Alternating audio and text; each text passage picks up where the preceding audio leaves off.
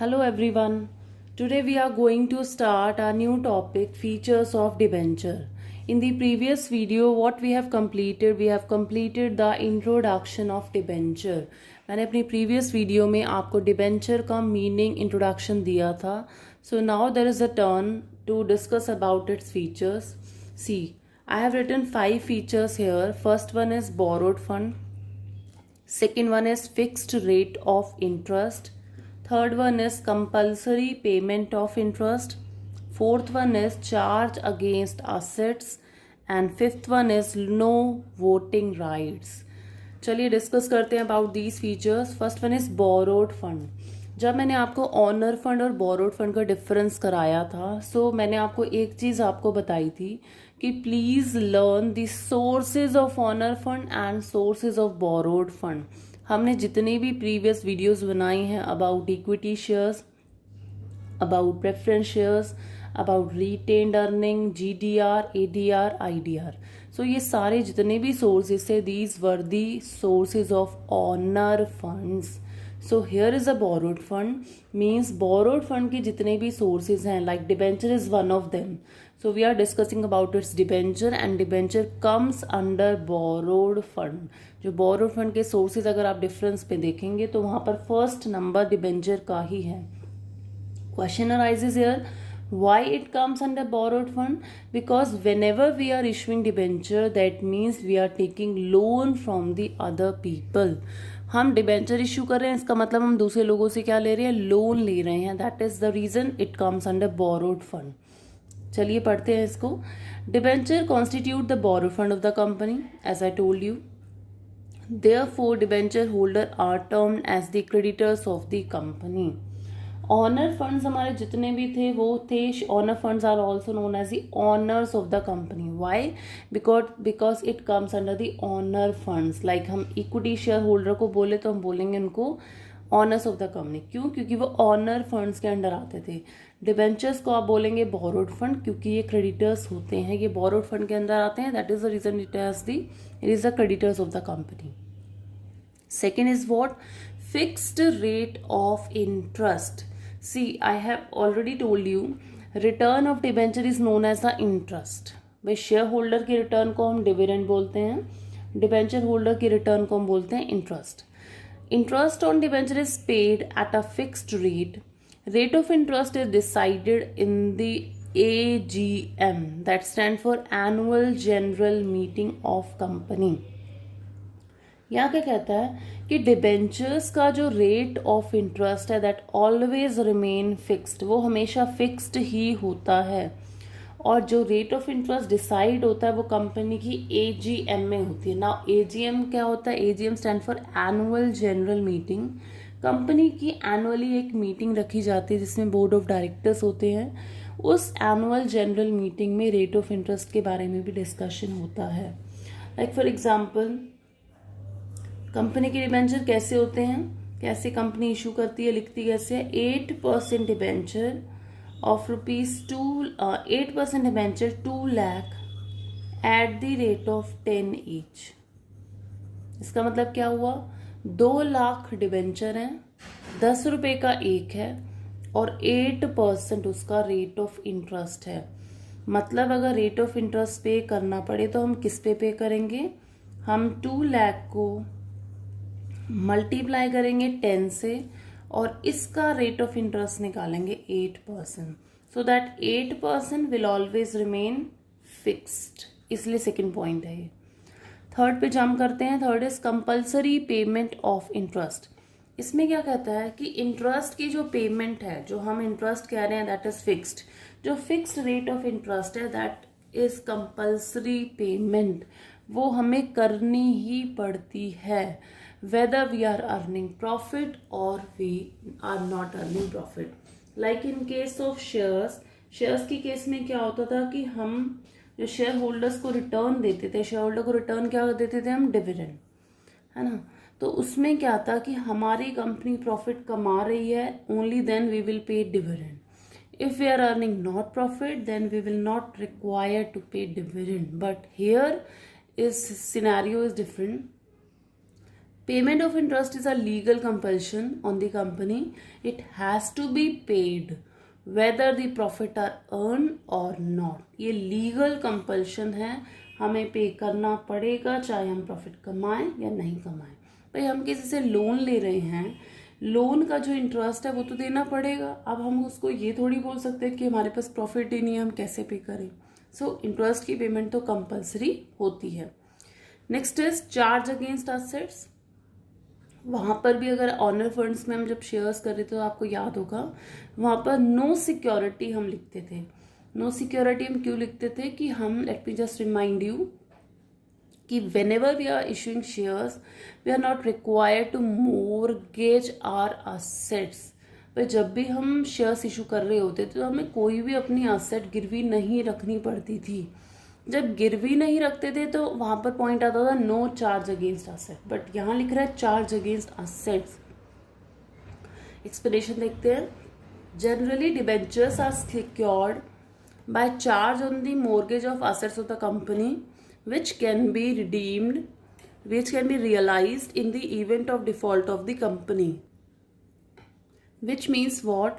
कहते हैं डिबेंचर जब भी आप इशू करते हो एक असेट आपको गिरवी रखनी पड़ती है, which can be realized in the event of default of the company.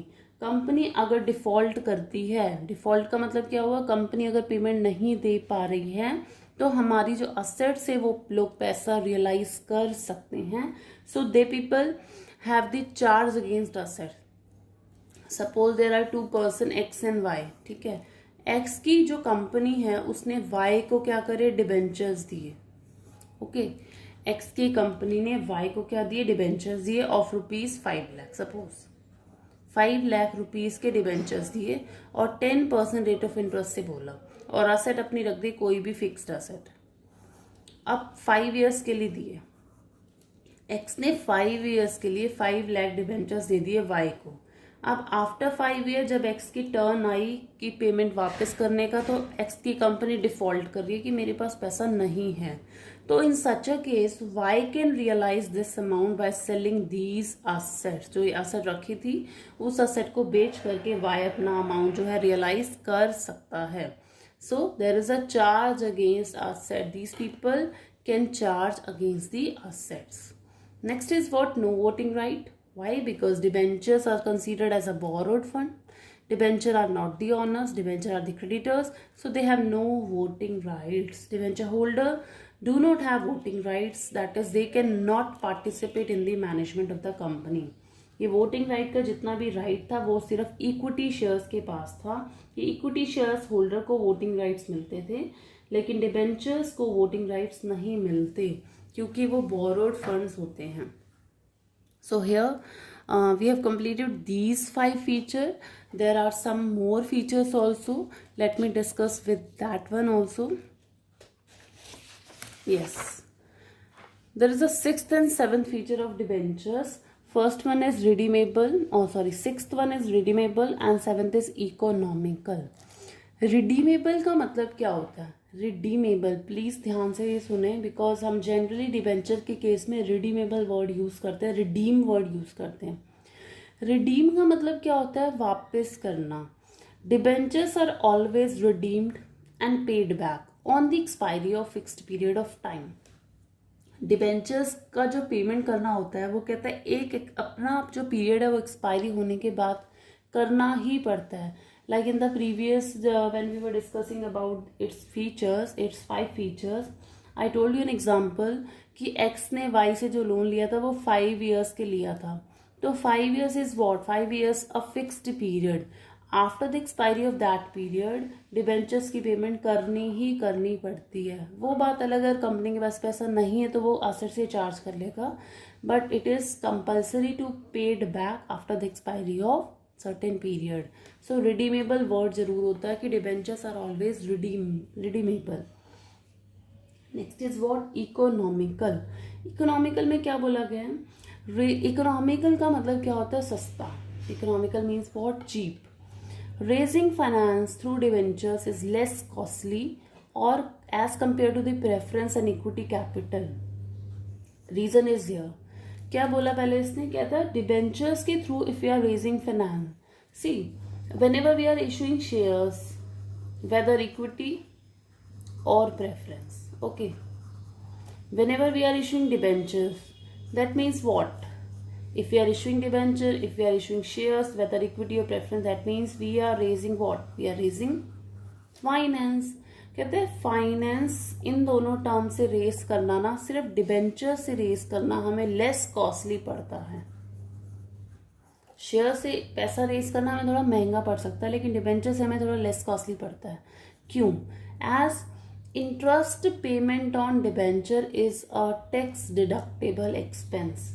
क्यों कह रहा है? इंटरेस्ट जो हम डिबेंचर्स की देते हैं वो हमें टैक्स में कहीं ना कहीं डिडक्ट करवाने में मदद करता है।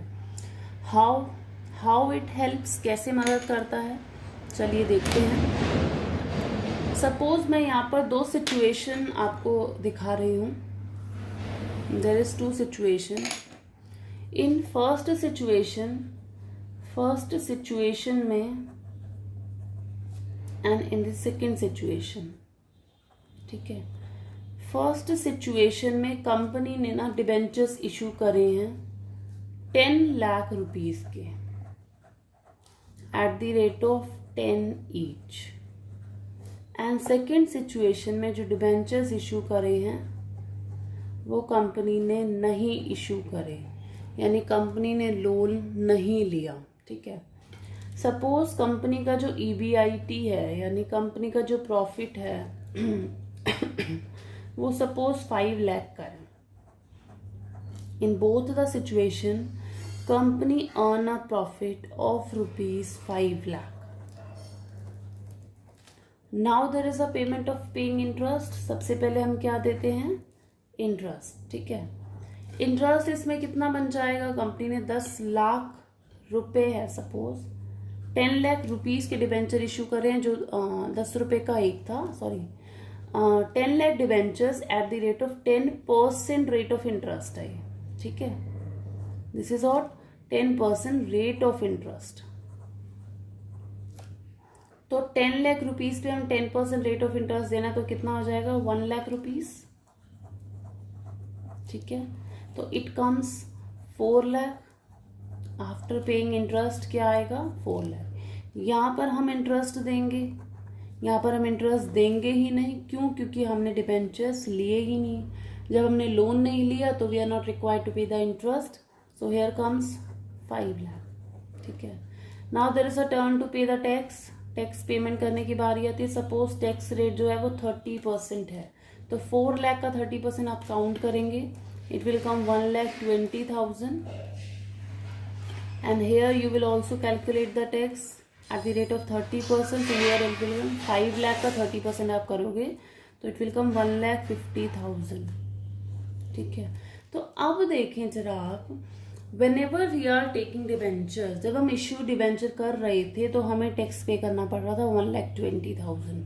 जब हम डिबेंचर इश्यू नहीं कर रहे, जब हम लोन नहीं ले रहे, तो हमें टैक्स पे करना पड़ रहा है 1,50,000।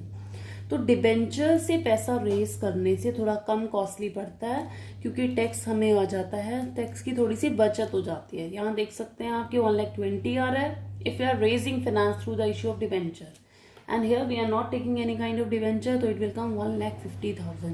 just because of this it is called the economical, थोड़ा सा सस्ता पड़ता है। why? because interest on जो debentures है that is tax deductible expense. so here we have completed all its features of debentures. in an upcoming video we will be discussing about its types. so types of debenture पे हमारी next video होने वाली है। thank you so much.